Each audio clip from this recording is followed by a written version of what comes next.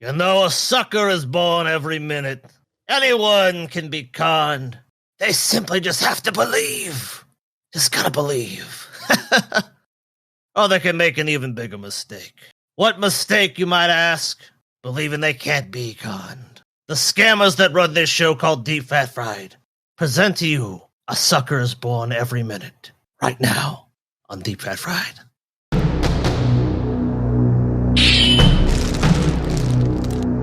Deep Fat Fried!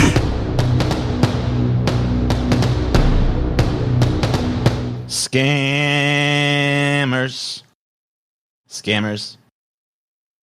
I like Fucking this. sucker, TJ. Yeah? You're a fucking sucker, TJ. What's on my fucking head, dude? What is this? I don't know. See this shit? Let me look at your head. I usually don't have you full screen, but I'm gonna full screen you. What is going on? You see this fucking shit here? You got dirt on your head, TJ? What is that? Got some dirt? It doesn't look like dirt. It won't come off. Fuck you The fuck your is head? happening? It looks like you're growing a pig snout What? out of your Oh, forehead. Yeah, like my head's growing. What the fuck? Did No, you, wear, bro. did you wear like a weird hat or something? No? Dude, get closer to the camera. What is it? Mm. What the fuck? I thought it was just my hair in my face for a second, but then I'm like, What the hell is that? what the fuck is going on? What happened? What the hell happened to you, TJ? What fucking happened? Did you get scratched on your head? It's not scratches, it's fucking gray. It's gray? I mean, look at it. It looks fucking gray on the camera. It looks like two red marks to me. Oh. They don't look red to me. I don't know. Weird. I don't know. what the fuck it is, dude. Anyway, do your fucking episode, Scott. Quit worrying about my damn head. Do your fucking episode already. It's pretty weird. It's hard to even You focus. son of It's a like bitch. I'm about to make you smaller, TJ. I was like him look at your fucking weird lines in your head. No, this guy is TJ. It tells you right there if you. Titus Oates, dude. Obviously. You got it, TJ. Titus Everyone knows Oates. that. You know what he's famous for then, TJ? I guess they are abrasions. What the fuck? Yeah, Oh. abrasions, dude. Yeah. I don't know what happened. Oh, I know what it is. It's from these two fucking things. I had when I had the glasses up in my head. Oh, that's what it is. Mhm. This Like is this. Titus Oates and the plot to kill Charles II. Okay. I don't believe you. You don't believe Scam. me? Scam. Scam. You got me. You got me, TJ. This never happened. That's the real scam. I like this. This is Charles II being offered a pineapple. Sick. Grown in England, by the way. Why is it being held so weird? Is the king, dude? You can't just. Well, you think you should give the king a pineapple? Like walk up, like here you go, dude. Yeah, Yeah, you gotta hand him really weird. You don't just hand the king a fucking pineapple, bro. Yeah. That makes sense. So this is actually something that's more applicable to the last show we were on, but the Popish plot is a panic of 1679 exploded in response to allegations of a Jesuit conspiracy to murder Charles II. Mm. Those fucking Jesuits, man. You gotta watch out for them. Their aim was, of course, to restore the Roman Catholic faith as the state religion of England and establish a French-backed tyranny under the king's brother James, Duke of York, whose Catholic and autocratic sympathies were well known. The threat struck a deep chord in the public psyche. The House of Commons was fully convinced that there was a damnable and hellish plot. People swarmed to burn the Pope in effigy on bonfires, and various Catholics were convicted of involvement, and some even executed. And a fierce campaign was launched to bar the Duke of York from the throne, which was who would succeed Charles. Can you pull up the next image, please? Yep. TJ? Here he is. Beautiful man, Titus Oates. Fat Beautiful man. fuck. He wasn't fucking beautiful. He looked like a damn monkey. And the source of this panic, TJ, the very What? center of it was this man, Titus Oates. Con artist, liar, charlatan, call him what you will. A former naval chaplain expelled from the service for, interesting here, homosexuality. Can't never trust happened. them homos, boy. Can't trust them. Anyone knows anything about sailing and pirates and shit knows homosexuality was extremely common on the No. ships. No, Yes, no, it no. was. Yes, Nope. it was. Bunch of horny dudes on a boat. Come on. Looks like a shaved TJ. No, he does not. Oh shit. White guilt TJ. No. Looks goddamn. He looks goddamn Look, nothing like same me. nose, same eyes, How the fuck did that? My same eyes. same double chin. No. That's talking mad shit here. He was in his late 20s in 1677 when, lulled asleep by the allurements of the popish sirens, as he later put it, he received into the Catholic Church. He went to the English Jesuit college, at Valladolid in Spain, where he was described as a curse and soon expelled. Then wheeled his way into a Catholic school at Saint-Omer in France, to be quickly expelled once more. Deeply dislikable, ugly, foul-mouthed, unsuccessful, and painfully poor, he's seen by this time to have been bent on revenge on the world that had rejected him, and he came back to England with a tale of sensational conspiracy. Wow. That's cool. I like when someone gets like super bitter and vengeful, and then they're just like, all right, I'm going to show them all. And they cook up some scheme like, let me tell you what these Catholics are up to. Bunch of fucking These evil Jesuits are going to overthrow the king. They're going to bring Catholicism back. Ah! I love how he fucking was like rejected and just expelled everywhere. Just an unlikable fucking fat, ugly prick. Just fucking going around getting making enemies everywhere he went. He's like, I'll show them all. Well, the reason he actually had an accomplice in this, I forget his name because I just want to focus on him. But they basically were like, okay, part of our plan is we're going to like infiltrate the Catholic Church. So it's like, it kind of makes sense. Like it's an intelligence operation. But this guy was so unlikable that they're just like, no, you get the fuck out of here, dude. You're just an annoying asshole. Like no one liked him. Wow, he couldn't even get in like when he was trying to fucking infiltrate it. His assholeish nature was just too strong. Yeah, so I was like, nah, you need to go. We're kicking you out. So definitely not a people person, really. November 24th, 1678, though, Oates claimed the Queen herself, was working with the king's physician to poison the king! He wants to poison the king! Oh, she. Oates enlisted the aid of a captain, this is in quotations, so not really a captain, but was known as captain. A fake captain. William Bedloe, a kind of person who would, and if you paid him, he would say he saw it. You know, basically a witness for hire. Ah. The king personally interrogated Oates and caught him out a number of inaccuracies and lies. In particular, Oates unwisely claimed that he had had an interview with the regent of Spain, Don John, in Madrid. The king, who had met Don John at the Brussels conference earlier, during his continental exile, pointed out that Oates' hopelessly inaccurate description of his appearance made it clear he had never seen him. So it's like, I've actually met this guy. Oh, I met him too. What does he look like? Doesn't look like that at all. The king's, of course, he's the king. He orders his arrest. However, a few days later, with the threat of a constitutional crisis, Parliament forced the release of Oates, who soon received a state apartment in Whitehall and an annual allowance of £1,200. So basically, someone somewhere was like benefited from this guy going around saying this shit. Oh, certainly. I mean, so basically, whoever the king's enemies were like, oh, okay, well, let's take advantage of this. King don't like this guy, so he must be all right.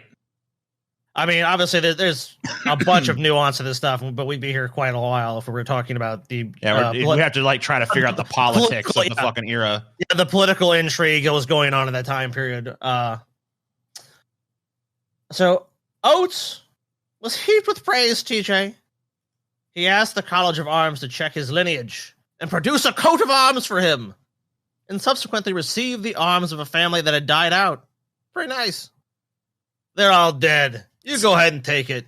It's like a Barry Lyndon move, man. Gets his royal name attached to somebody else's or whatever. Oh, yeah. That actually is true. Rumors even surfaced that Oates was to be married to the daughter of Anthony Ashley Cooper, the first Earl of Shaftesbury. Shaftesbury! Shaftesbury, TJ. Excuse you. It's actually pronounced Rupenkabinschluka. Oh, sorry. My bad on that one. But this wasn't just consequence-free. It wasn't like he just cooked up this outlandish story and nothing happened. After nearly 3 years and the execution of at least 15 innocent men, opinion began to turn against Oates. So it wasn't like he was accusing people of things and, that's an interesting tale. It was like people were literally being executed and killed based on the lies this guy was making up. It's like, like 15 people have died so far, and there's really no evidence that any of them even did any wrongdoing. Maybe this guy is bad news. Maybe. Just maybe.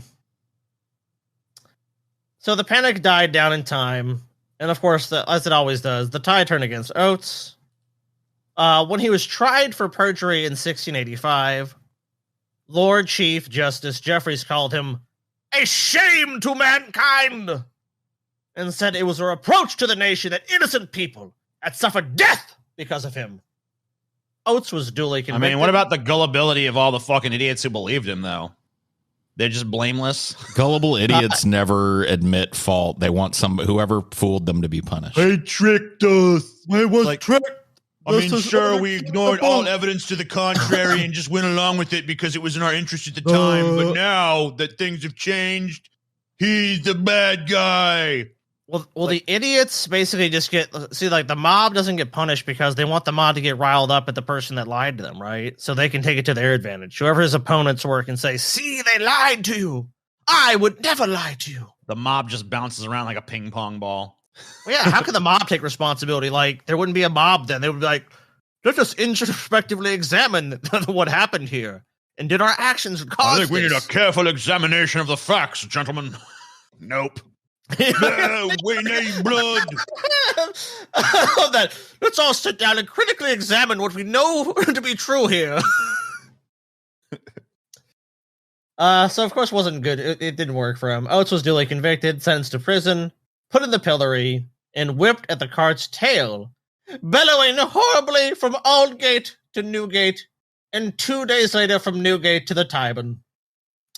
Released from prison after William III's accession, he presently took a rich wife, ran rapidly through her money, and was reduced to poverty again, and became a preacher at a Baptist chapel in Wapping. These fucking British town names. He ended up in Wapping. Wapping, dude. Not only that, but like, he finds after all that shit, he manages to fucking score himself a rich wife and just instantly like blows through all the money. She's like, oh shit, I guess I'm poor again. All right, well, back to preaching. Back to the oldest scam there is, religion. Still harping on about Catholic inequities, Oates went down well, but in 1699, he arrogantly disrupted the obsequies of a woman who had failed to ask him to preach her a funeral sermon and was thrown out once more. Couldn't even stay in religion, dude. In trouble again in 1702 for hitting a woman with his cane, he disappeared at last well into a well-deserved obscurity. And he was in his mid-50s when he died in Axe Yard in Westminster, almost completely forgotten. Yeah, well, apparently not, because here he is. We're still talking about him fucking a bazillion years later. Yeah, I'll tell you what, a lot of these historical things, like, some people said he died in obscurity, some say that he died in prison. Who the fuck knows? Like, with all these tales, you gotta take it with a grain of salt. This is the Sir Francis Drake inheritance scam. You know who Sir Francis Drake was, TJ? You know what he did? No. You ever heard about the Spanish Armada that was gonna set sail and conquer England? No. Never heard about that? Nope. Okay, so Sir Francis Drake was a hero, TJ. A hero! Who saved his country from the Spanish Armada in 1588. Okay. A lot of things are named after him in England. Schools, things like that, TJ. Buildings, Sir Francis Drake. The Spanish called Drake. Yeah, never fucking heard of him. Yeah, well, you're not very well educated, TJ, so that's not surprising. I guess not. The Spanish called Drake El Drake and placed a bounty on his head. They're worth like $7 million or several millions of dollars in today's money. So they really wanted him dead. Well, yeah, I mean, he was the first Englishman to circumnavigate the globe and was knighted by Elizabeth I in 1581. Guy did a lot of shit. Real British hero. Back when the British actually had real men living in their country. No, just a bunch of pancake. Well, yeah, I mean, all the real men have fucking fled to America long ago. Yeah, I mean, they realize. And now you just got a bunch of like, you put in one kiss, one day, point. You know, like now they just got the fucking trash that was too stupid to fucking abscond to a better place. Yeah, Drake actually. No offense to our British fans. I mean, obviously you're people of refinement, but like, you know, the rest of the most of people your countrymen in your country are all shit. You know it. Actually, you don't need anchored to be for told by us. a month near what's to now present day San Francisco for repairs. And while he was there, he claimed a possession of Queen Elizabeth I and named it Nova Albion. So okay. Cool. Did all kinds of stuff. What does that mean? What does Nova Albion mean, Scotty? I don't fucking know, TJ. I'm not that. Well, why are you smart. fucking telling me, Scotty? I'm telling you what he named it. I'm telling you what he named it. Dude, I want to dress like this guy, man. Where you can get some clothes like this. I want a tunic with a big ruffly collar. Do you know what I like is the fact that he's fucking rocking the one gloved hand, one hand with no glove. Like, people think Michael Jackson pioneered that shit. He's fucking doing that shit in 1556 or whenever the fuck. Dude, he's dripping with ice too. Look at that big old fucking pendant he's got. Big old Cuban link chain. Dude's a pimp. P-I-M-P. Now, if I want to be more honest about this guy, I mean, that's kind of like, you know, the textbook version you get about him. Oh, he did this, he did that, he circumnavigated the glove, he was a great fucking guy. He was actually a pirate and a slave trader as well. But, well, you know, hey, you're only a pirate if the government doesn't sanction what you do. Which, yeah, you're a privateer otherwise, right? Exactly. He was a privateer. Exactly. Yeah. I'm a privateer. Don't you know the difference? Yeah, the difference is one is sanctioned by the government and one's not. Yeah, you basically one is you give the government money, and the other one is you don't. If you go and steal money for the state, you're a privateer. If you go and steal money independently for yourself, you're a pirate. Makes perfect sense. And of course, Drake was allowed a free hand to prey on the Spanish galleons through a commission from the Queen. So of course, if Elizabeth I says, "Hey, you can loot these ships, you can loot their slaves, whatever you want to do, go ahead." Of course, you're going to do it. Like we just discussed it, privateers basically were just legally allowed to plunder and attack enemy vessels, right? As long as they didn't belong to the country they were part right. Of. You know, you obviously you don't steal from ships from the country that fucking is like hired you. Yeah, you might protect those ships if called upon, but a lot of people in fucking history started off as pirates and became privateers later when like governments would catch these motherfuckers and be like, "Look, we'll make you a deal." It was actually pretty common for that flow to go the other way, too. People would start as privateers and then realize that they were severely limiting their vessel choice by like not attacking Dutch ships and started doing it. Yeah, they'd be like, you know what? Fuck these motherfuckers. I'm going to keep all the profits. A lot of times they got killed, though. I mean, pirate's a pretty dangerous job. So here's where we kind of come into more of the reason that people were interested in his inheritance or after he died. So a BBC biography of Drake notes that after attacking Spanish ports and fleets in the Caribbean in 1572, he returned to England with a cargo of Spanish treasure and a reputation as a brilliant privateer. Ah, yes. So much gold that had been stolen from the Indians of South America, TJ. Lots of gold and treasure. So, I mean, this guy, if you hear his name in that time period, like, he's thought of as a wealthy pirate, essentially. Right. A privateer. Oh, sorry. Well, I mean, yeah, he was, because he stole a bunch of shit. So he looted a bunch of fucking Spanish gold and shit. And, like, obviously, like, legends started of, like, some Spanish giant trove somewhere, right? Well, we'll get to it. Okay. So what about the money? He obviously amassed a fortune doing this. Where'd the money go? Well, Drake himself died of dysentery of Puerto Rico in 1596. He had no legitimate heir, and with his fortune up in smoke, it vanished. Where'd it go? Various claimants came forward with vague assertions of kinship.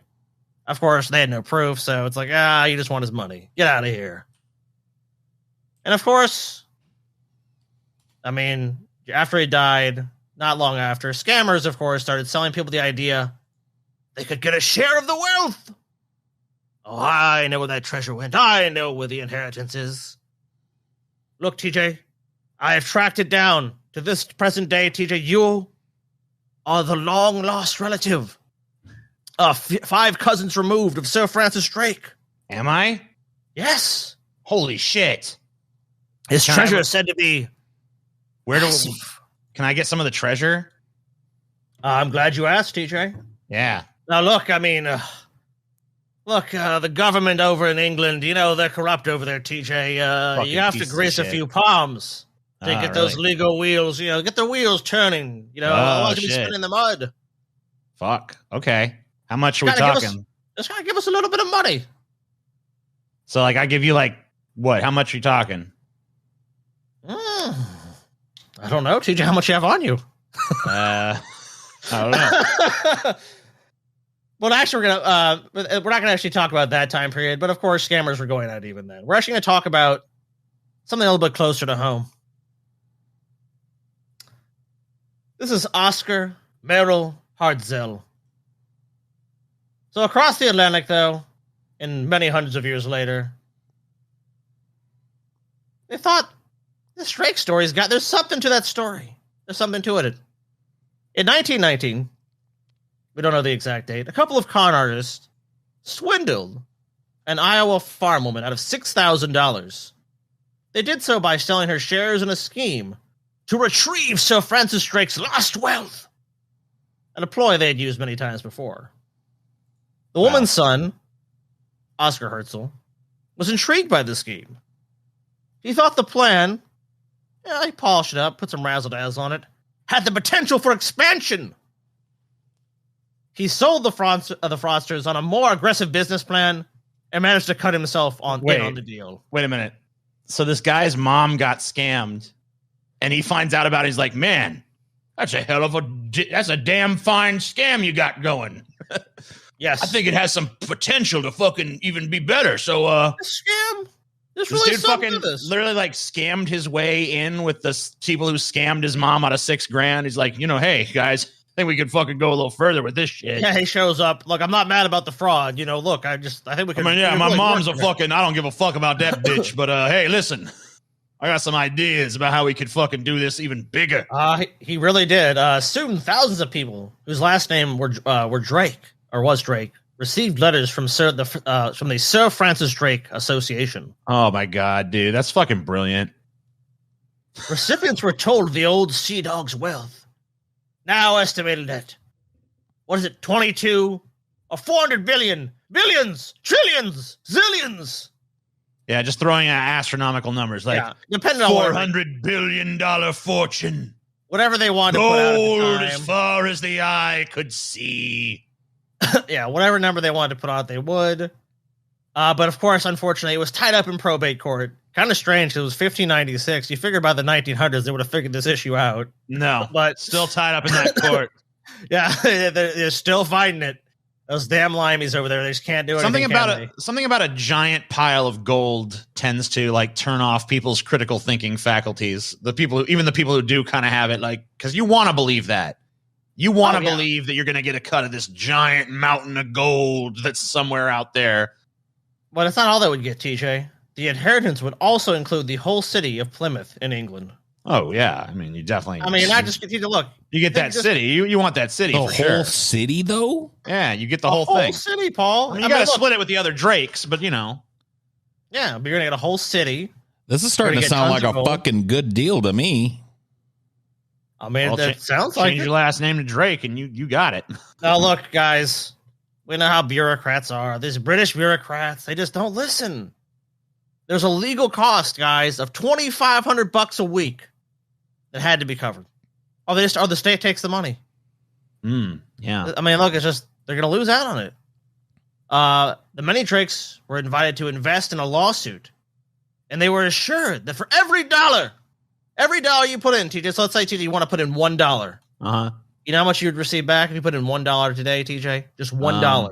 50 cents. $100? Not 50 cents. $500. Whoa, every dollar. Okay, shit. A so $500 return. I put in $1, I get $500. Yes, TJ, it's like the Bitcoin of antiquity, dude. Wow. Yeah. So it's like a 5 times 500 return on any investment, right? Oh, yes, TJ. Yes, that's crazy. Let me see. I'm gonna fucking calculator. Like, so if I put in, if you invested, TJ, think about this, TJ. If you took $5,000 today, TJ, out of your bank account, and invested with me today, here, like, TJ. Yeah, $500,000. If I put in 1,000, you know. Yes, TJ. Put in 5,000. That's like 2.5 million, TJ. Yeah, dude, that's crazy. 2.5 million, TJ. Is that kind of money you can pass up, TJ? No, look, if you were willing to do 50,000. You'd be stupid not to fucking put in that money. Okay, I'm just talking about numbers here. If if you did $50,000 today, TJ, 50,000. How much would you make then, TJ? I mean, Jesus, it'd be insane. I can't even fucking. I would assume it would be what, $25 million, TJ? Some crazy amount. Would you like to have $25 million, TJ, to just simply invest right now? I mean, like, you'd be stupid. Like, if you fucking come across investment, fucking, plan like that, fucking 500 to 1 return, you sell your house, you sell your cars, you liquidate your assets to get on that shit. Oscar was a kind scammer, TJ. He generously and benevolently, he opened the scheme up to anybody. You don't even have to be a Drake, TJ. You don't even have to be a Drake. Wow. You deserve part of the inheritance, too. That's beautiful. What a nice guy, man. You're not even related to him, but you know what? You go ahead. You go ahead and get some. The estimates range as many as 70,000 to 100,000 people were conned. Wow. 70,000 people. How many fucking... So wait. What was... God, I wonder what the average they gave was. That I don't know. Because if he conned 70,000 people, like... I know how much he got, what's assumed, how much, like, he conned out of people, but I don't know how much he got on average per person. Well, you can figure it out based on, you just fucking So Hartzell vision or whatever decided to move to London. Wait, what? Yeah, Wait, you decided to move to where your scam revolves around? Yes. But here's why, TJ. Okay. He had to be closer to the legal action. I mean, he could have just lied and said he was living there. Like, he doesn't actually have to go there. He should be somewhere with no extradition. Well, I think you'll find out why. So that's what he told his investors. So he moved to England's capital around 1924. Those who were footing the bill would have been disappointed to learn that Hartzell was enjoying an opulent lifestyle on their dime. I am shocked. That is a scandal, squeezed out his original partners, but had a team of agents back in the States who continued to sign up suckers left and right. Damn, he fucking pushed the other scammers out after he just fucking went in and took over that operation, pushed the fucking other guys out. And now he's the fucking king. He's the brains of the scam at this point. Yeah. Some of these agents believed the scheme was legitimate, in fact. So his agents back in the United States actually thought, like, this is a real thing going on. Not all of them, of course. I think many of them knew it was a scam, but, a fair few also realized, like, hey, I can get something out of this. But, I mean, when you get so many people to sign up, I think people want to believe at a point. Sure. He sent out newsletters telling his investors how he was engaged with the highest authorities in the UK. I'm talking to the king himself. This money shall be released any day now. Any day. However, the British government had announced in 1922 that there was no Drake loot to be had. The FBI investigated and found that Drake's second wife, Elizabeth, had inherited whatever was in his estate. So, like, either the British government got it or his wife got it. There's no vast treasure. There's no fucking massive pile of loot. So they say. So the government says they just want to keep all the fucking Sir Francis Drake's loot clear. Mm-hmm. Trying to keep this man from his fucking doing proper as the last living heir of Sir Francis Drake. But poor him, and poor the people that kept investing. His suckers just kept giving him money. He just stayed out there, and they just kept coughing it up. After the Wall Street crash of 1929, in fact, and during the Great Depression, when his followers became even more desperate, please, is the money coming soon? I mean, they need that fortune even more now. Yeah, they really need it. Look, the stock market. Stock market, it's been brutal. How's the lawsuit coming? Any day now. Any day they'll look.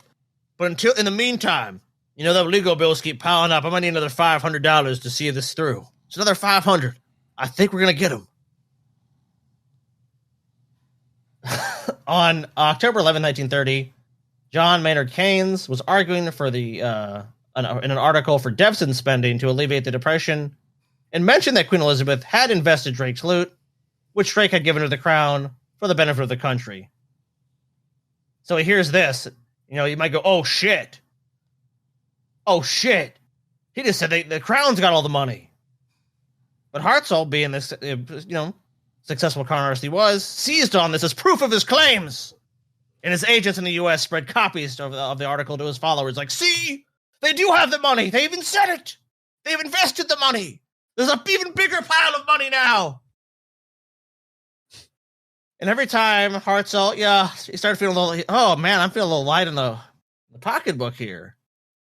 He had an ATM waiting for him, but faithful followers who were tapped for another contribution. And he successfully ran the scam for over 15 years. Wow. 15 years of just like, oh, yeah. Any minute now, it's a coming. Well, it's like the sunk cost fallacy, and it's like human psychology. If you think there's just right over the hump, oh man, if you just go a little bit further, that's where you're gonna get to the promised land, right? I mean, you're already in it. You might as well keep fucking going, because one of these days, man, that treasure's coming to you, buddy. It's believed he made about $2 million then, which today's money, adjusted for inflation, would probably be around $20 million. Cool. And eventually, Not of course, shabby. I mean, look, you know how it goes. Eventually, someone catches on to the scam. Unfortunately for him. I mean, it sounds like they caught onto the scam a while ago and just were like, didn't do much about it. Well, I think that's more likely why he actually moved to the United Kingdom. Because he wasn't technically actually scamming anyone there. He was scamming people in the U.S. and living abroad. Right. But eventually, the United States Postal Inspector John Sparks, with the help of British police, seized some of Hartzell's agents and forced them to reveal the scam.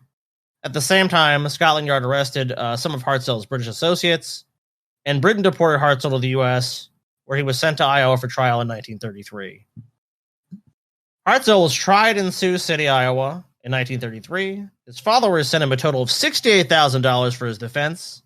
He was convicted of fraud in 1934. Yeah, just let that sink in. Is the people he was conning were still sending him. Like he's been caught.